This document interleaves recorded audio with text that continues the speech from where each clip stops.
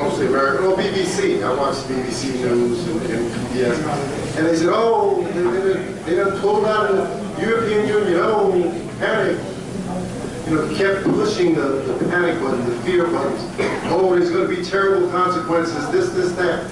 So they have people thinking, on the one hand, workers that wanted to leave, that wanted their country to leave the European Union were Nazis. And on the other hand, workers that wanted to remain were some kind of utopian, liberal-minded suckers, I don't know. So it's really hard to find, why does it matter? Well, it matters to us because we are going to have to navigate some trade deals that are coming down, for instance, the TPP. We want to understand these things. We don't want to just get angry. We want to understand what we're angry about. So, you know, so here is just a couple of things that a friend of mine sent me. Why would a worker in England be for the Brexit vote and want to leave the European Union? Here's just a couple I'll share with you. I have some more. If you want to come to me, I'll give them to you after the forum. It says, Cadbury moved factory to Poland 2011 with UE grant.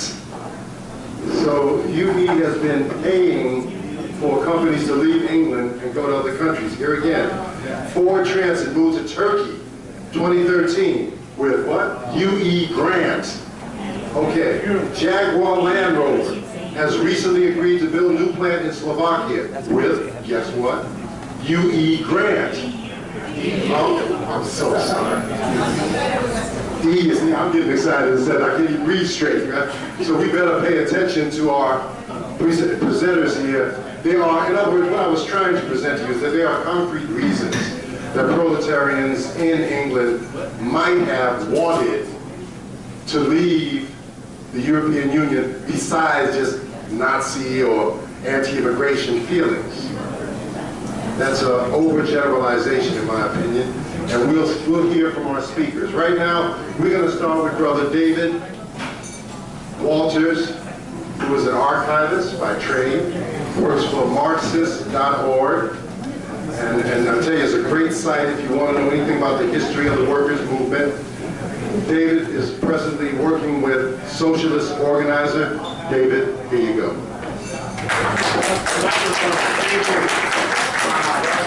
So the best traditions of the Oxford-style union debate.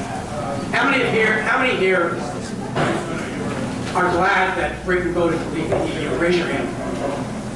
Okay, about 7. How many are opposed? Same. And how many really don't know how to come up with a position? And the rest of you are just drinking. Okay, got it. Dan, can you stand up? Yes, I can stand up, but I better be brief. I did not memorize my clause of order.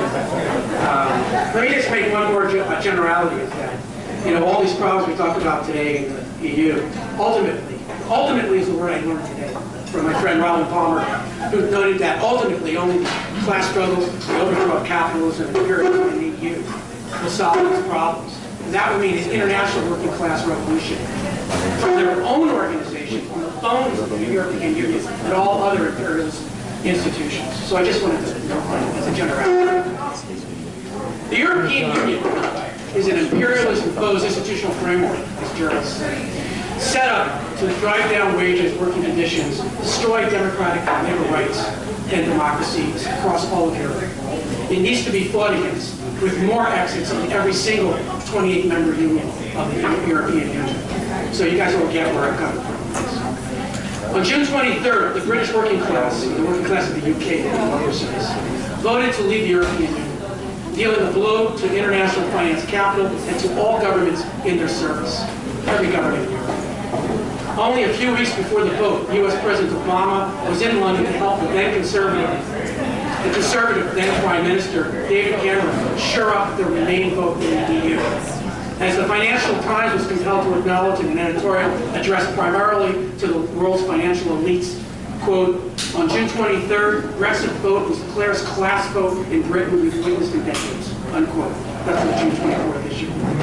63% of the British working class, including 40% of members of the British Labour Party voted to leave, against the directives of the leadership of the Labour Party and the Trade Unions Congress, which sided with the bosses and U.S. imperialism and called for Britain to remain in the EU. This is not new. Every one of those institutions voted on the Greek workers to accept the bailouts. In fact, every single trade union federation in Europe did the exact same thing. They sided with the German banks. The Brexit vote represented a significant defeat for the top officials of the British Labour movement and their policies and subordination to the EU and to ruling class politics as such. And the reason I'm speaking New York style a little quicker is because we only have 12 minutes, not 15. It was also a defeat for almost every European trade union federation of the continent, which had placed a huge pressure on the British workers and the unions to remain in the EU, exactly as they counseled the Greek working class last year to accept the impoverishing mandates of the EU, on the grounds that the EU offered better labor rights and more democracy than being outside the EU. And that is a bitter, bitter lie. A statement issued after the vote by the Labour Leave campaign. The Leave vote was won largely thanks to the large number of Labour Party voters. Labour voters who belong to the working class have been increasingly dissatisfied with the party's position on the EU, and this is especially the case in Northern England, Manchester, Leeds, that area, Birmingham. A statement issued after the vote by the Labour Leave campaign. Alex Gordon, one of the leaders of the Lexit campaign, explains, quote, all institutions of British capitalist establishment supported the remaining vote in favor of maintaining the EU. For the Labour Party, it could have been an opportunity for a great campaign if only it had taken the lead of the revolt of the working class on this issue. The only thing that the left can now do is gather around the result and take up forcefully the fight against the Tories. Stop austerity now, general elections immediately, no to fortress Europe, equality for all immigrant workers, unquote. That was the head of the Leave campaign within the British Labour Party.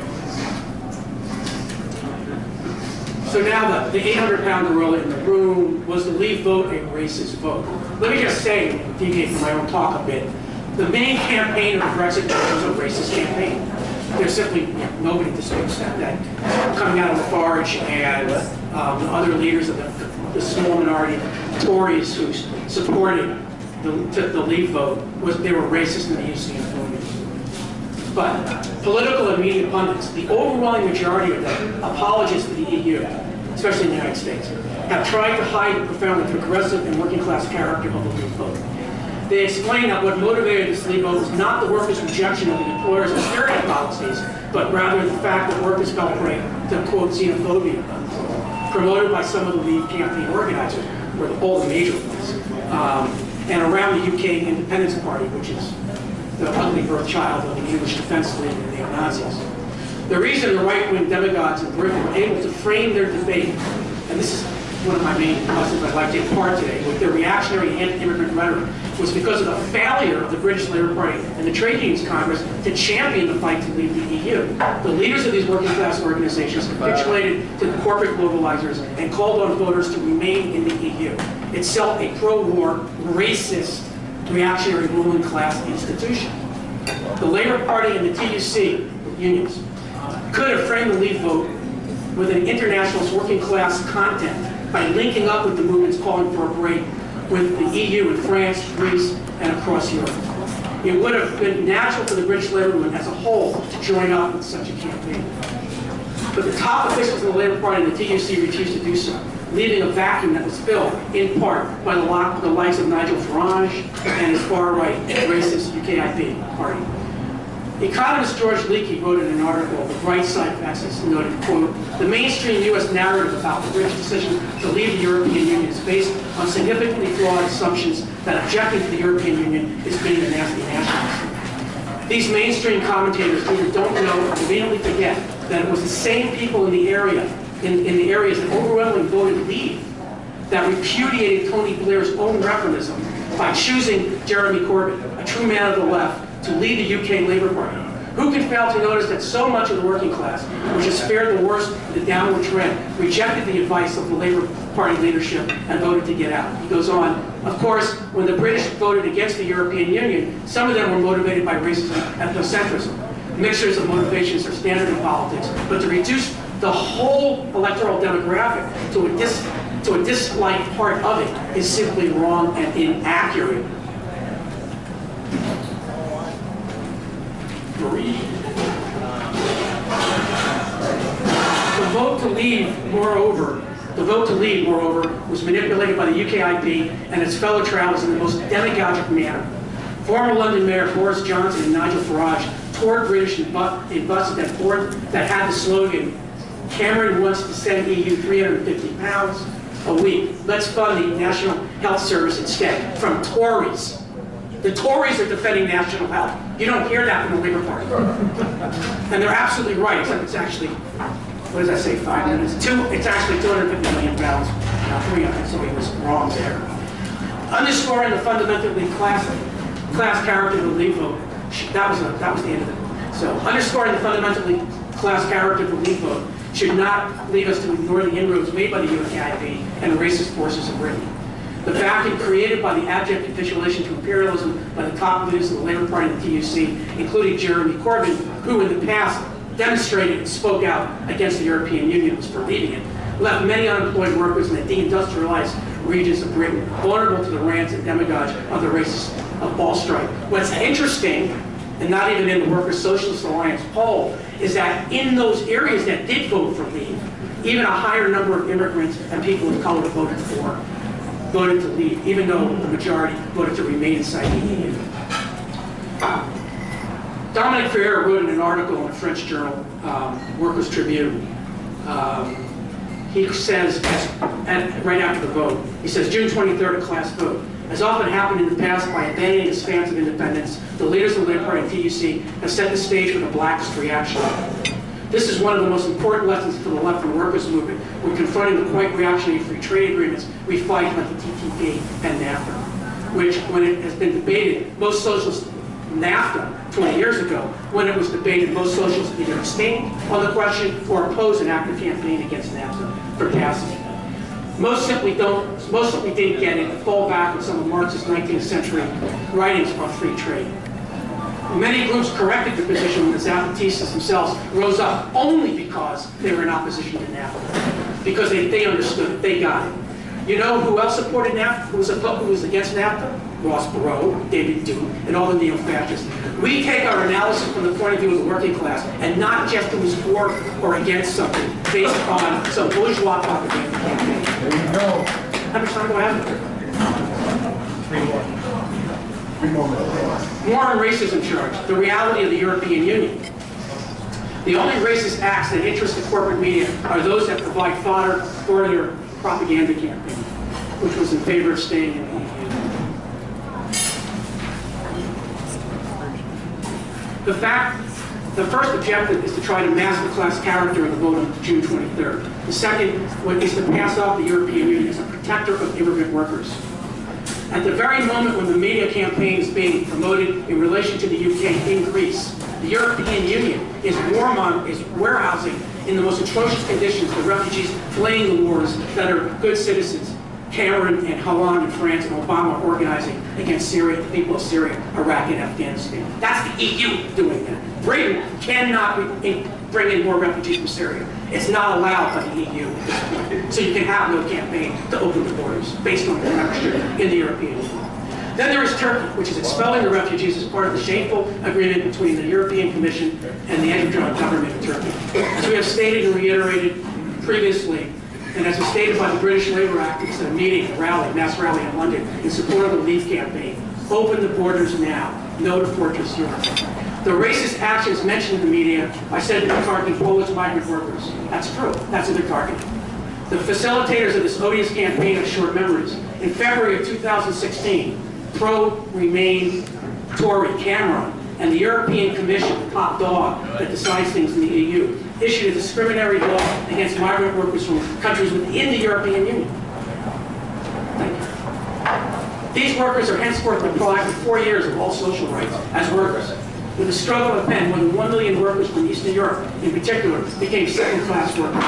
And they have the gall to present the European Union as a protector of migrant workers' rights. That's right. The truth must be told. The xenophobes, such as UKIP or the right-wing Tories, are simply the natural birth children of the European Union and its discriminatory anti-immigrant measures, to which we would add another point. why did 1 million workers have to immigrate in the first place from Poland? It's because the European Union, by fiat, closed all the shipyards in Poland and destroyed state-supported interests. If Jeremy Corbyn, who campaigned on the question of renationalizing the railroads, won prime ministership tomorrow, he could not do that because membership in the European Union forbids the nationalization of any private entity. Oh, yeah. So that's part of what we're up against when we say we're fighting against the European Union. Thank you.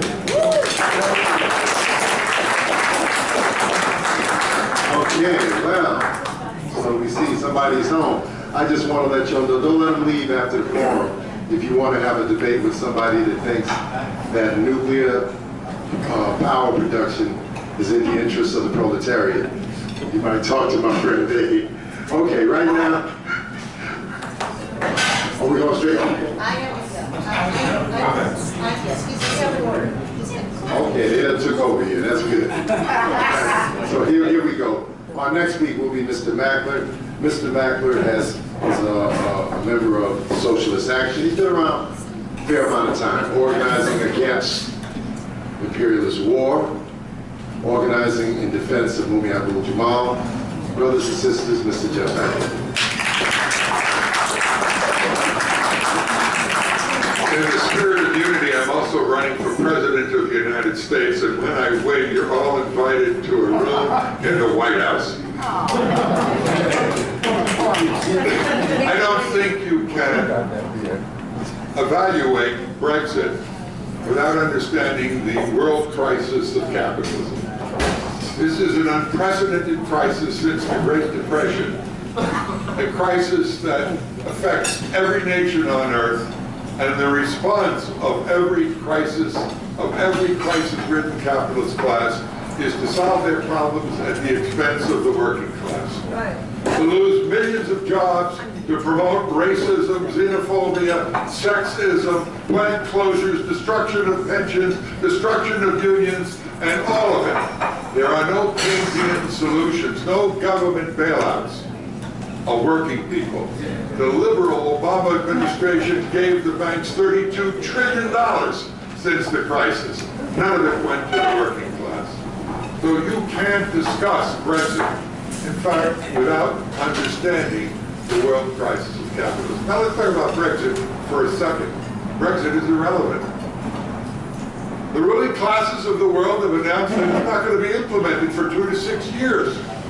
In the interim, they're going to negotiate all kinds of side agreements which negate every provision that force them to leave or call for another referendum. The catastrophe that was supposed to have beset the British economy was manifested when the value of the pound went down and the stock market dropped. Within months it came back and it's where it always was. So there are no fundamental differences with regard to the British economy or world imperialism. They have no intention and never have of allowing working people to decide how they're going to exploit the people of this world, conduct their imperialist wars, or any other policy decision. Now, David properly outlined both positions, and I agree. This was a battle between the ruling class. If I were to ask the same opening question that David Walters asked, how many of you are for Hillary Clinton? And how many of you are for Donald Trump? And how many of you are for Bernie Sanders? If one of you raised your hand, you'd be on the wrong side of the class line, in my view. They're all capitalist candidates of the reactionary, warmongering Democratic Party. And any support to any of them is a violation of working class principles. Yeah. Now take a look at Brexit. If it's true that 53% of the British working class is pro-fascist and pro-Nazi, I for one don't believe it for a second. I believe that it was led by the UK Independence Party, an openly racist, neo-Nazi white supremacist party. But it did not represent the sentiments of the working class that has been smacked by their own capitalist class with the help of the compliant labor bureaucracy. Yes. If you were to put forward the proposition that the whole British labor movement was for staying in the European Union, I would say, what about the whole American labor movement that supports the Democratic Party? Is that an argument to support the Democratic Party because the entire labor bureaucracy, which has reduced trade unionism to the lowest point in the modern era? Yes, it's true. There are vehement, racist, bigot, Nazi types on the one side, but not the whole working class, by far. And on the other side, there were people who argued that there is somehow something progressive in the European Union. This is the European Union. By the way, the European Union is not an equal relationship between 28 nations. It was the European Union that backed the neo-fascist, US-backed, EU-backed coup in the Ukraine that installed Nazis in the government and put them in the head of the army. It was the European Union when the head of the economic ministry of Greece went to every country and asked to help with the bailout, the worst bailout in modern history. It was the European Union that brought Greece to its knees and imposed the worst austerity of any country on earth. And they did the same thing in Portugal and in Spain and in Italy. Right. This is a ruling class institution. The only difference is, like all ruling class institutions, the central leaders are the most powerful ones. There is no such thing as sitting down at the bargaining table and negotiating some kind of equality with regard to trade agreements. NAFTA, for example, is supposed to be free trade, North American Free Trade Agreement. But the ruling classes of the United States sat down with pencil in hand and penciled in protectionist exceptions for every industry in the United States that could not effectively compete on world markets. That is, it was protectionist for the big capitalists, and it was free trade for the rest. The same thing with the World Trade Organization, another imperialist creation where the top dogs run it, like the International Monetary Fund and all other international trade agreements. You talk about the TPP, which the moron Trump called PPP. He said. Imagine a fool like that running for president of the United States and given credibility by the corporate media.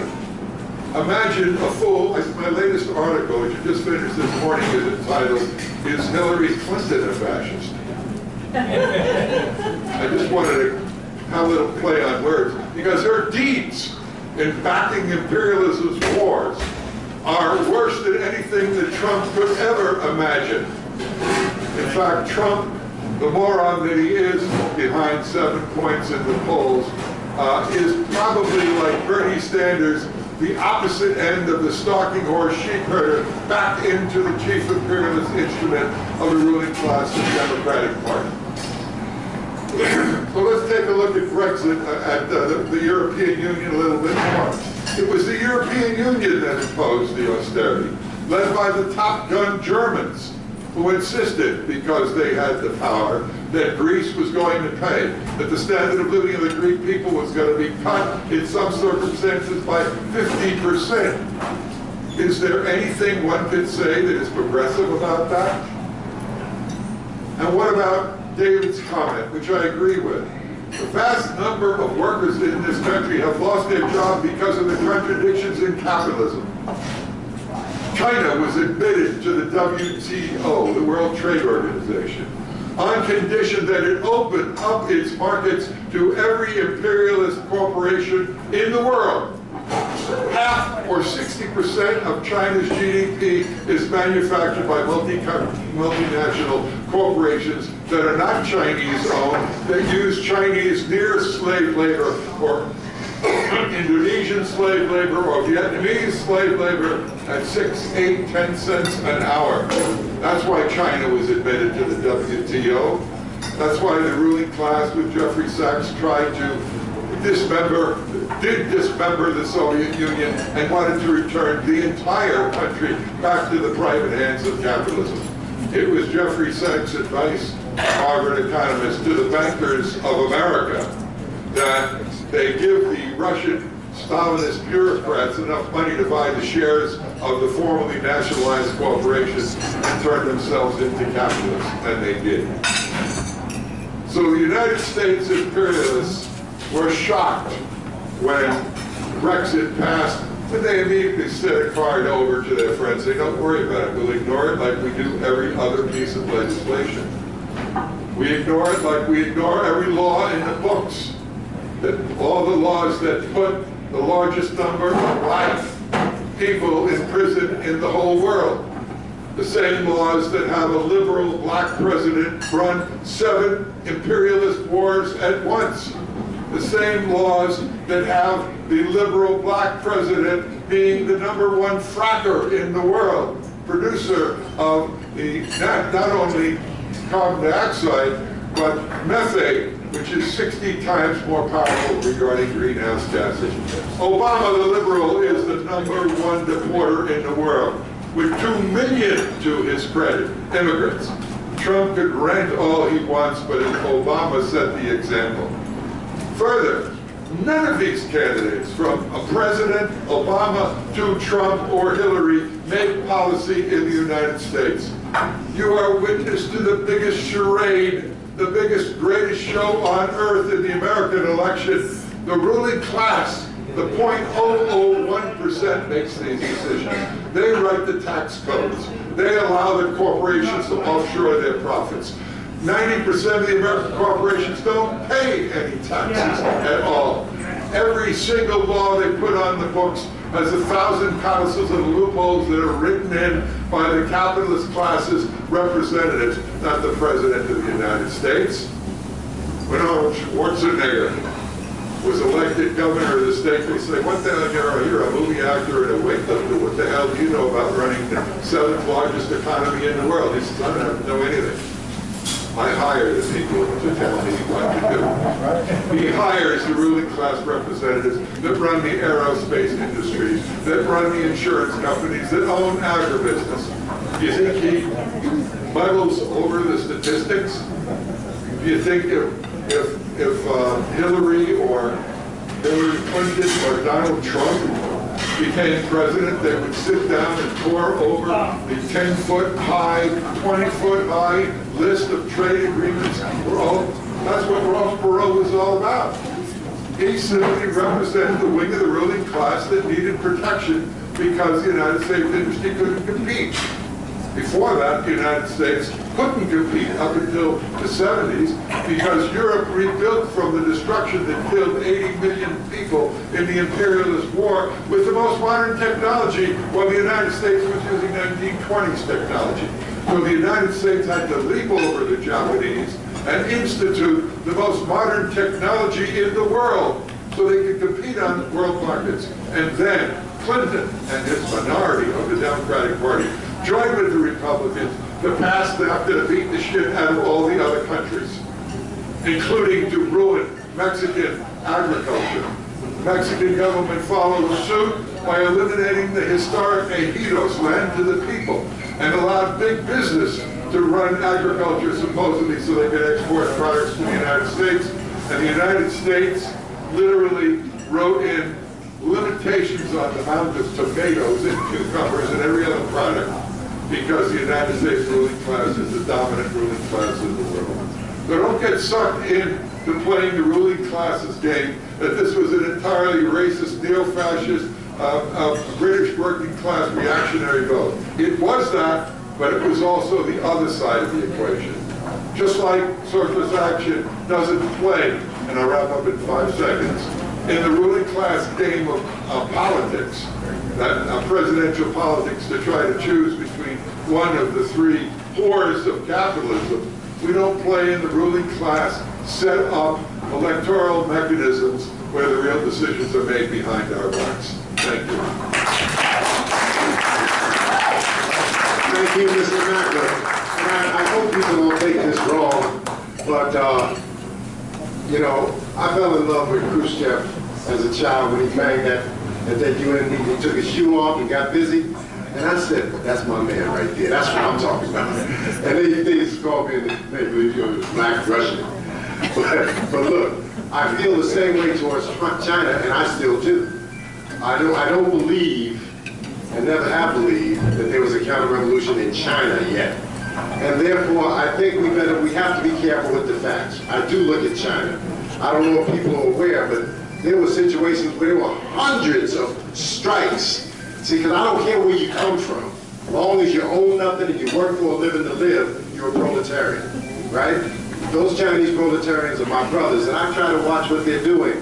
Jeff, not to be rude, but the Chinese proletariat is making closer to 16 bucks an hour due to their fight, their struggle, right? Yeah, that's right, against the Chinese bureaucracy. So it is not, they don't make 6 cents an hour anymore. $2.45. Okay, well, we'll debate that later. But right now, our next, since y'all took over, he's pointing over his okay, Brother John Ryman has a website called Oakland Socialist. I hope you check it out. I met John when he was the Secretary-Treasurer of the Carpenters.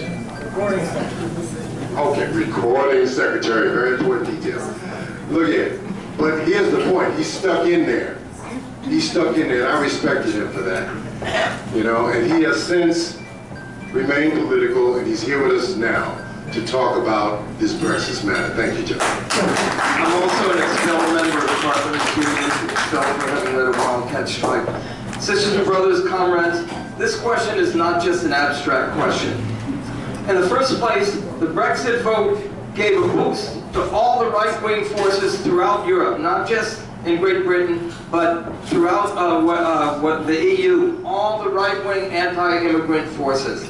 It also gave a boost to the xenophobes and within Britain and within Western Europe, and it also gave a boost to the right-wing and the Blairites within the British Labour Party, as I will show. This question is also an excellent test for socialists. Can we distinguish our theoretical abstractions and all the nice phrases about imperialism and all that sort of thing? How can we apply that to the concrete reality, to the 500-pound gorilla that's sitting in the room? And we should start by looking at the history of the European Union. And it is totally mistaken at best to pretend that the EU is just the same as all the trade deals, NAFTA, and so on.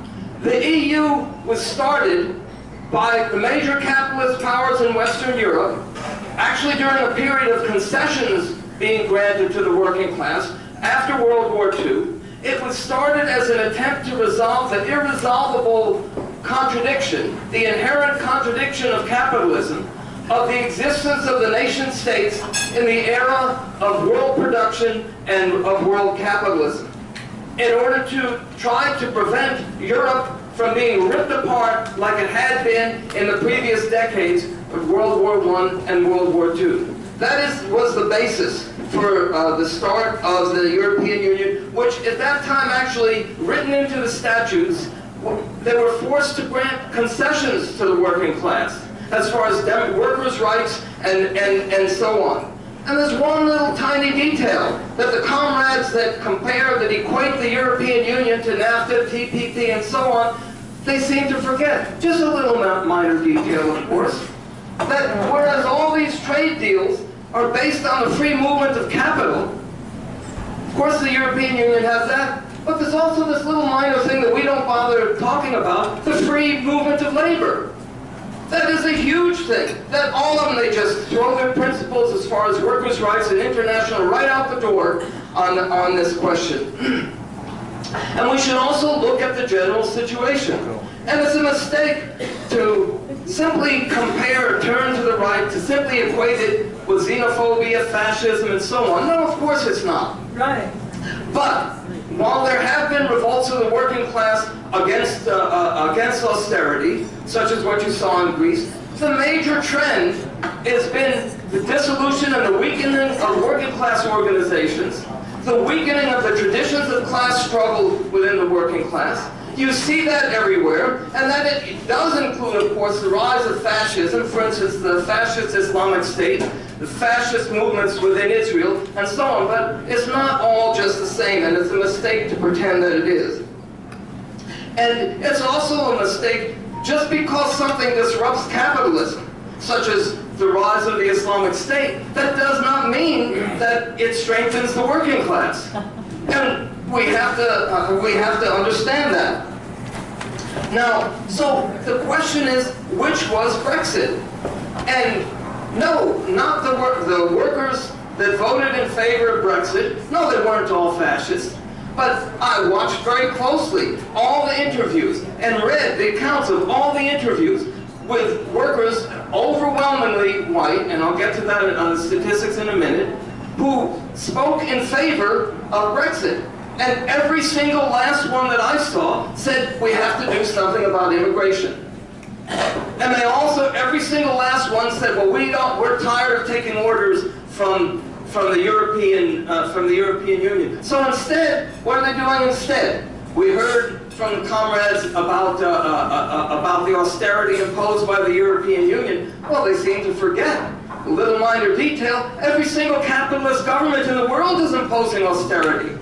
So what the Brexit vote was about, in practice, was rejecting austerity from the European Union in favor of getting it from the Tories. There's a reason that this worker down here had that thing, fight the real enemy, Tory austerity. And also was all about the idea that, at very best, that we, the British working class, can fight capital and fight the attacks against us on a national basis.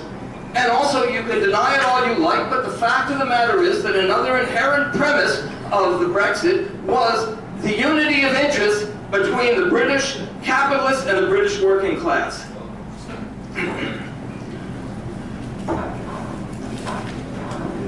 Now, the comrades have talked about the whole issue with Greece. And again, there's a little minor difference that they seem to forget, and that is, in the case of Greece, there's a huge mass battle carried on for years by the Greek working class against austerity. And if they had gotten expelled, of course, Syriza didn't really encourage that battle, nor did it neither mobilize the Greek working class, nor did it seek to mobilize the rest of the European working class. But in any case, if Greece had been expelled from the European Union on the basis of a battle against austerity, that is a totally different thing from simply picking up your marbles and walking away. From leaving the European Union, not just instead of, but in place of having that battle. That is what the Brexit vote was all about. Now, there's been a lot of talk about the working class vote against versus the capitalist vote and so on. Well, the reality is that a far higher percentage of Tories, I've seen these studies, a far higher percentage of Tories voted for Brexit than Labour voters. And let's look at some more statistics. 73% of those under 24 voted against Brexit. 62% of those between 25 and 34 voted against it. Let's look at some more. While 53% of whites voted in favor of Brexit, 67% of Asians and 73% of black voters voted against Brexit. And as an article in Jacobin magazine points out, it's an odd, quote, working class revolt that doesn't include Scotland, West Belfast, Liverpool, Manchester, Leeds, Britain, London, most union members, most black and minority ethnic voters, and 3/4 of young voters. That is a pretty odd revolt. What it was a similar kind of revolt that you're seeing in the United States amongst a whole layer of workers, almost entirely white workers, who are voting for Trump. It was and it was very similar to that. That same Jacobin article explained the result of this. And here again, you know, we can have all the abstractions and talk about imperialism and all that we like. Let's look at the concrete reality. As a result of that vote, here's the description. An atmosphere of tension, uncertainty, and fear has descended on the country since the vote. There's a real sense that the threat of serious violence and civil unrest is simmering just under the surface, waiting to erupt. In no small part, this is because every racist, Every far-right group got a major psychological boost from the Brexit result. They feel their time has come. And the BBC, we can just dismiss that as another capitalist media, I suppose. The BBC has reports that there's been a 42% increase in the 2 weeks following the Brexit vote. There was a 42% increase in reported hate crimes compared to the same period in 2015. And physical and verbal assaults, all kinds of signs. You can look at some of it right here. Talk about Polish vermin and so on. No, not every voter, and probably not the majority of voters who voted, of workers who voted in favor of Brexit or in favor of this sort of thing. But that was the result of it. It would be the same result if Trump got elected in this country. There was another result. I mentioned that it gave heart to the right wing, the Blairites and the British Labour Party. And they went on to the offensive. Now I've seen David write in another forum about how the Brexit revolt gave the workers a better opportunity to fight against the Tories. Well, let's look at the reality. This is a graph here of support for Labour compared to support for the Tories. That bar is where when the right wing of Labour started their offensive, which they were given heart in that by the Brexit vote. And look at what happened. You see an extreme weakening of Labour support. The red is Labour? Yeah, I'm sorry, yes. The red is Labour, the black is Tory support. And it's a shame. It's an abdication of our responsibility. I looked through the material from the socialist organizer. I could not find, and it's not just, I don't want to pick on my good friend over here and comrade, but because I've seen that everywhere. I could not find a single mention of this sort of thing. Maybe it's there somewhere buried in the 12th paragraph on page 10 somewhere, but I could not find a single mention of this extremely important development, not just of Labour, but the increase in racist attacks and so on. And I've seen that elsewhere too, of the left who supports supported Brexit. Now, and then they talk about Lexit, the left exit from Labour. That reminds me of a guy I used to know, I knew, who was organized a group to leave, to jump off the Golden Gate Bridge, and he reassured them all, don't worry, because I'm going to call on gravity to stop operating when we all jump. That was the chances of there being a left exit. So there's several other points that I want to make, but I don't have the time. But in conclusion, I want to say this, that opposition, if you oppose austerity, that doesn't mean you support Keynesianism. And if you oppose the austerity of the EU, that doesn't mean that you support the liberal alternative to it. So, in conclusion, I would say this, that we don't rely on the reforms in the European Union. We rely on the struggle of the working class, and of course it has to start in one country or a group of countries, but it has to also always have a systematic, conscious appeal to the wider working class. And so I think that part of the campaign against Brexit should have been and has to be a campaign for minimum wages, guarantees for jobs and so on, and a struggle throughout the European Union, and linking that up through the refugees there with Syria, Afghanistan, and so on, with the workers throughout there.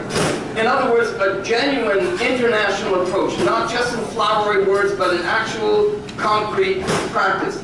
And it's no accident, every single so-called Lexit supporter that I've seen has opposed this sort of approach. You cannot take this approach and at the same time campaign for just walking out of the European Union without even a struggle. Thank you.